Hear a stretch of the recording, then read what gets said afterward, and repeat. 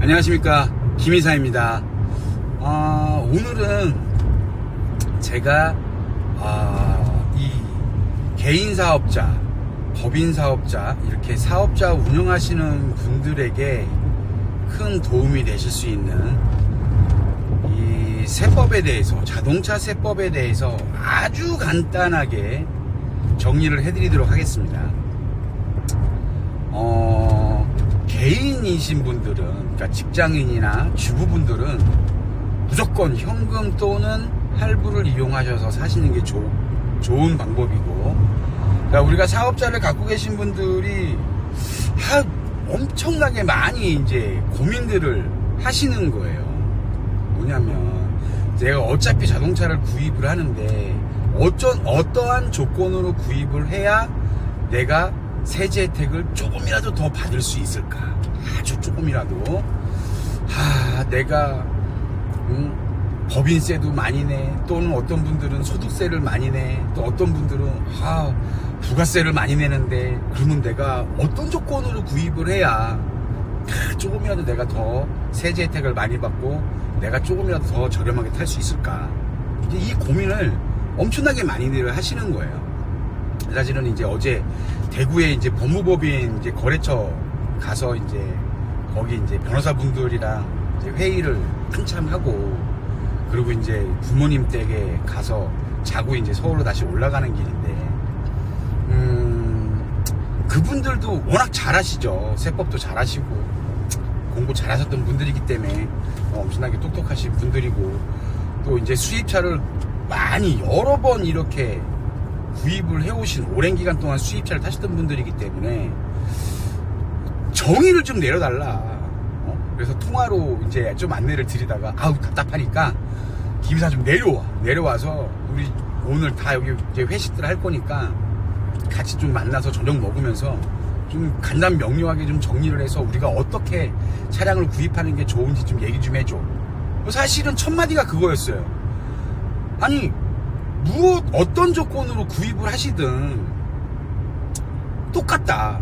현금으로 구입하시거나 할부로 구입을 하시게 되면 감가상각으로 떨구시는 거고, 리스나 렌트로 타시게 되면, 리스로 타시게 되면 감가상각 상대비로 떨구시는 거고, 렌트는 우리가 그냥 편안하게, 우리가 알고 계시죠? 1년에 800만원. 이거는 우리가 그 감가상각 상대비로 떨구는 거고, 또는 감가상각으로 떨구는 거고, 뭐 렌트도 마찬가지예요. 그리고 700만원에 대해서는 우리가 뭐 예를 들어서 주차비를 냈다, 주유비를 썼다, 이거는 700만원 한도인 거예요. 차량 수리비도 마찬가지고 거기에 다 그 계정 하나에 다 묶이는 거예요. 그게 700만원. 그래서 총 1500만원에 대해서 우리가 세제 혜택을 볼 수 있는 건데, 지금 보면 우리가 뭐 병원을 운영하시거나 아니면 법무법인 또는 법인 사업자, 뭐 제조업을 하시든 뭐 어떤 걸 하시든, 그 다음에 뭐 개인 사업자분들, 이런 분들은 실질적으로 필요한 차가 비영업용 승용차입니다. 비영업용 승용차는 그냥 딱 정해져 있는 거예요. 금액이 1500만원으로. 그러니까 내가 차량에 대해서 뭐 리스를 냈다, 뭐 아니면 할부금을 냈다, 또는 내가 현금으로 구입을 했다, 아니면 내가 렌트료를 내고 있다, 그러면 그냥 소득세 또는 법인세에서 그거를 세제 혜택을 보시는 거예요. 그 계정 차이로. 그리고 똑같다는 말씀을 드리는 거예요. 그리고 예를 들어서 법인에서 카니발 9인승 이상 또는 레이 경차 또는 1톤 트럭, 그러니까 봉고 트럭이라고 많이들 말씀하시는 이런 것처럼 영업용 승용 승합차, 이거는 계정이 좀 약간 달라요. 영업용이기 때문에 얘는 예를 들어 우리가 렌트로 샀다 그러면 렌트료가 88만원 또는 77만원이야. 그러면 그냥 10%를 계속 부가세로 우리가 세제를 떨구는 거예요.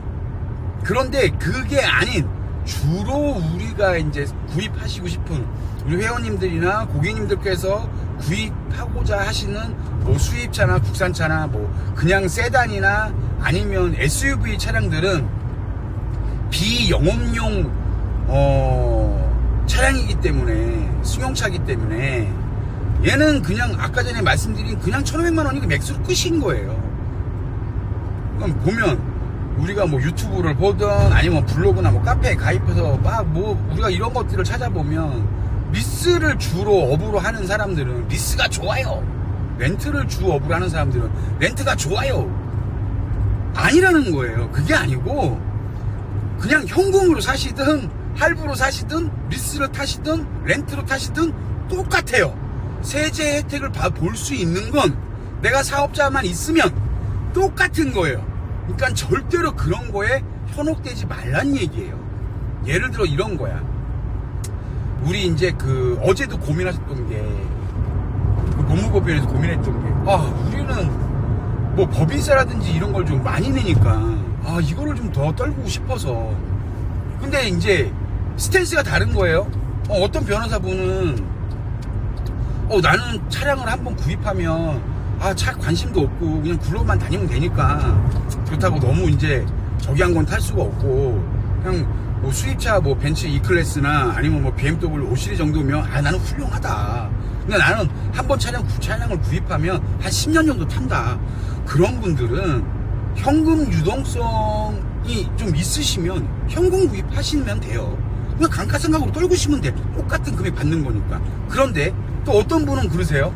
어떤 변호사분은 나는 한 3년 주기로 차를 바꾸는데 리스 타세요. 왜냐면 자, 우리가 그러니까 우리가 이 차량을 사업자가 있는 상태에서 내가 수입차를 타고 있다가 내가 이 차량을 만약에 중고로 팔았다. 현금이나 아니면 할부로 구입해서 내가 타고 있다가 사업자 등록을 해놓고 그 다음에 거기서 이제 세제 혜택을 보고 있다가 이 차량을 중고로 팔았어. 그럼 부가세 10%를 또 내야 돼요. 내가 돈을 받았으니까 그거에 대한 10%를 낸단 말이야. 그러니까 이렇게 주기가 빠르신 분들은 그럼 부가세 10%를 안 내는 리스나 렌트로 하시는 거예요. 그리고 만기 채우시고 반납하시고 그러면 싸게 타시는 거죠. 그쵸? 그러니까 이게 다 스탠스마다 다른 거예요. 나는 주기가 좀 빨라? 그러면 리스나 렌트. 난 주기가 좀, 차량 바꾸는 주기가 좀 길어? 그럼 현금이나 할부. 왜? 내가 세제 혜택 볼 수 있는 게 똑같으니까.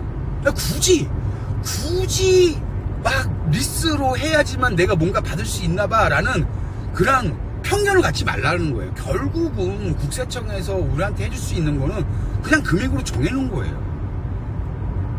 그러니까 고민하지 말고 나는 길게 탄다, 짧게 탄다, 주기가 빠르다, 늦다, 이걸 가지고 우리가 어떠한 조건으로 가는 게 조금이라도 득을 볼 수 있느냐, 이걸 이제 생각하시면 되는 거고, 제가 이제 카페에다 글을 올리면서 제발 맘님들, 아빠분들 밖에서 힘들게 일하시는 것 같고 리스 타려고 하시지 마시고, 제가 이런 말씀 드렸죠. 제발 그러지 말라고.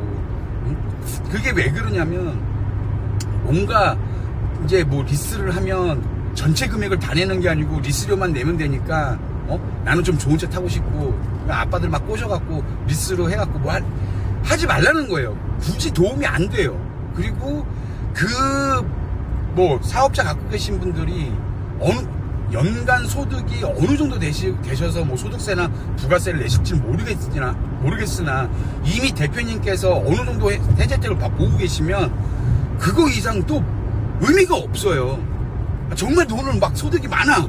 그러면 뭐 조금 득이 될 수는 있겠지. 근데 큰 의미가 없다라는 거예요. 그러니까 그런 거로 아빠님들 막 저기 해갖고 막 사모님들이 막 리스로 타려고 하시지 말라는 얘기예요. 차라리 그냥 현금으로 사서 감가상각으로 떨구는 게 훨씬 더 나을 수 있어요. 힘들게 돈 버는 아빠들 막 그렇게 하지 말라고. 그래서 다시 한번 그냥 짧게 정리를 해드리면 비영업용 승용이냐 영업용 승용 승합이냐 이거에 따라서 우리가 세제 혜택을 볼 수 있는 계정만 다른 거예요. 부가세로 받을 수 있느냐, 소득세나 법인세로 받을 수 있느냐, 요런 게 다른 거고, 그 다음에 세무회계적으로 감가상각으로 떨굴 것이냐, 감가상각 상대비로 떨굴 것이냐, 1,500만 원 한도 내에서, 요게 가장 핵심이라는 거예요. 결국은 똑같으니 어떤 조건으로 구입을 하시든 사업자가 있으면 다 그 금액만큼 다 받으실 수 있는 거예요. 헷갈리지 마세요. 이거는 그냥 정해져 있는 거예요. 자, 그 다음에 이거 문의도 굉장히 많이 하세요. 김이사, 내가 그럼 1,500만원 그 한눈에서 봤는데 차 수리받고 막 뭐 이것저것 하다 보면 그 1,500만원 넘잖아. 그럼 넘는 건 어떻게 해? 이게 만약에 예를 들어서 수입차를 사셔갖고 한 5년 지났어. 세제 혜택 4천만원 이미 다 받았고, 근데 나는 차 수리를 좀 이제 차가 좀 말썽을 부렸고 수리를 하다 보니까 한 2년 동안 1,500만원이 넘어가는 거야. 그러면 나중에 이게 2월이 돼서 어느 정도 혜택을 보실 수는 있어요. 근데 이렇게 1,500만원이 넘어가게 되면 일지 쓰셔야 돼요. 이거는 세무회계사도 이 일지를 써주지 않아요. 그래서 짧게라도 매일 내가 차량을 주행했으면 주행한 날 뭐 몇 킬로, 오늘 몇 킬로를 탔고 내가 영업하는 거로 내가 뭐 어디 갔다가 왔다 이런 거를 근거 자료를 다 남겨주셔야 돼요. 그러면 2월을 시켜서 이거에 대해서 세제 혜택을 보실 수 있어요. 근데 만약에 이걸 내가 안 했다, 일지를 안 썼다, 그러면 어떻게 되냐면 넘어가는 오바되는 금액만큼 이 대표님 또는 그 차량을 이용하는 임직원 월급으로 넘어가는 거예요. 그냥 보통 대표님한테 넘어가요. 그러니까 월급을 더 많이 받은 것처럼 되는 거야. 그래서 우리가 뭐 공보료 올라가죠. 예? 그 다음에 이거 불이익을 좀 많이 보세요. 그러니까 우리가 수리를 좀 많이 하고 막 뭐를 좀 했다, 내가 그래서 1,500만원이 넘어갔다, 그러면 일지를 쓰셔야 된다는 거, 이걸 까먹지 마십시오. 그리고 1,500만원 이내다 그러면 일지 안 쓰셔도 돼요. 이미 1,500만원에 대해서는 그 일지가 없어도 그 혜택을 다 받으실 수 있는 거예요. 그래서 이제 현금으로 구입하셨는데 내가 한 5년 정도 넘어가고 7년 정도 넘어가니까 이게 자꾸 수리할 것도 나오고 수입차는 또 수리비가 비싸잖아요. 이 GV, 이 제네시스는 수입차랑 똑같이 수리비가 많이 들어가요. 그래서 뭐 제네시스, 뭐 GV80, GV70, 그 다음에 뭐 G80, G70, 뭐 G90 이거 타시는 분들 현금 구입하셔갖고 그냥 편안하게 이거 아니에요. 오래 타셔서 내가 수리비가 많이 들어가면 일지도 쓰셔야 되고 이러는 부분이니까 그거 수리비 때문에 고민하시면서 국산차 탈 거야 제네시스 가시는 분들이 있는데 절대로 쌀 거라고 생각하시면 안 돼요. 비싸요. 수리비. 수입차는 똑같습니다. 그러니까 그런 내용도 좀 알고 계시면 돼요. 사실 이렇게 막 영상 하면 드리고 싶은 얘기가 무지하게 많은데 이게 내용이 너무 길어지니까 짧게 가는 거예요. 특히나 저 같은 경우에는 대본도 없고 각본도 없이 그냥 혼자 주저리 그냥 지금 이 시점에 많은 분들이 막 어려워하는 부분들을 제가 이걸로 다 이제 해소를 해드리는 부분이다 보니 말이 계속 길어져서 오늘 가장 중요한 건 현금, 할부, 그 다음에 리스, 장기 렌트, 우리가 부가세냐, 소득세냐, 그 다음에 법인세냐, 어떤 거로 세제 혜택을 볼 것이냐, 요거의 차이만 있을 뿐 1,500만원이라는 한도는 똑같다. 그래서 현금으로 구입하지 리스를 구입할까 렌트를 구입할까, 나는 좀 뭔가를 좀 돈을 좀 융통을 좀 많이 해야 되는 사람이야. 그래서 리스야. 그러니까 스탠스에 따라서 그냥 결정하시면 되는 거지. 우리가 세제 혜택 보는 건 똑같다. 이게 결론입니다. 그래서 무조건 리스로 막 타려고 하시는데 그게 아니에요. 자, 이상입니다. 감사합니다.